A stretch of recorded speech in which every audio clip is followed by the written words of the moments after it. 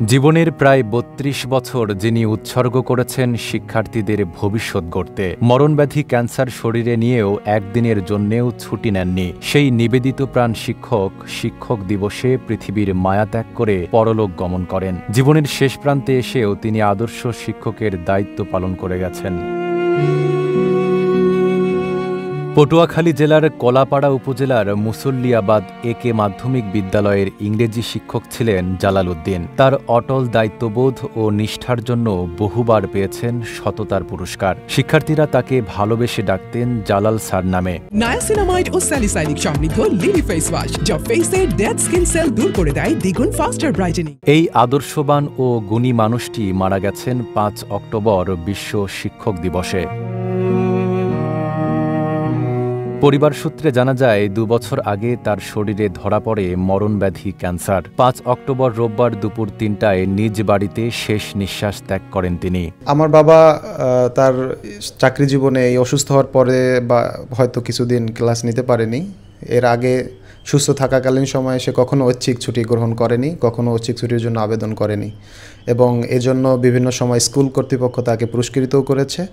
এবং এই ব্যাপারে তাকে বলতে গেলে প্রশ্ন করলে আমরা অনেক সময় বলতাম যে আমরা একদিন ছুটি বাড়াই নিলে আমরা একটু দাদা বাড়িতে বেশি থাকতে পারবো বা কোথাও গেলে একদিন বেশি সময় কাটাতে পারবো। তখন আব্বু বলেছে যে আমার জীবনে, শিক্ষকতা জীবনে আমি চাই না আমার ছাত্ররা আমার কাছ থেকে একটা ক্লাসও মিস করুক, বা আমি চাই না কখনো যে শিক্ষকতা বাইরে গিয়ে আমি আমার পরিবারকে একদিন বেশি সময় দিই। আব্বু আসলে বিগত 2 বছর ধরে আমরা যখন তাকে প্রথম ট্রিটমেন্ট করাই, তার বুকে সমস্যা ছিল। প্রথম অবস্থায় তার বুকে পানি জমেছে, এরকম ঢাকা স্কয়ার হসপিটালে আমরা সেটা করেছি, 6 মাস ট্রিটমেন্ট করেছি, কিন্তু সেখানে ডায়াগনোসিস হচ্ছিল না। এরপরে আমরা সেখান থেকে ডক্টর চেঞ্জ করেছি। এরপরে ডক্টর ক্যান্সার সন্দেহ করেছে যে ফুসফুসে ক্যান্সার। তারপর আসলে এই ফুসফুস ক্যান্সার এবং 4th স্টেজ তখনই, যখন এটা ধরা পড়েছে গত 2 বছর আগে। শেষ কথা বলেছে গত শনিবারে। তো শনিবারে যখন আমার সাথে তার কথা হয়েছে, আমি গত শনিবারই বাসায় এসেছি। তো রবিবার সকালে তিনি আমাকে বলেছে যে আমার চিকিৎসা নিয়ে আমি খুবই সন্তুষ্ট, কারণ ডাক্তার তাকে বলেছে যে আঙ্কেল আপনার আর কোনো ট্রিটমেন্ট বাকি নাই, আপনি সব ট্রিটমেন্ট পেয়েছেন। এবং তিনি বলেছে যে বাবা, আমার তোমার প্রতি কোনো রাগ বা অভিমান নাই, তুমি আমাকে নিয়ে শেষ চেষ্টা পর্যন্ত করেছো।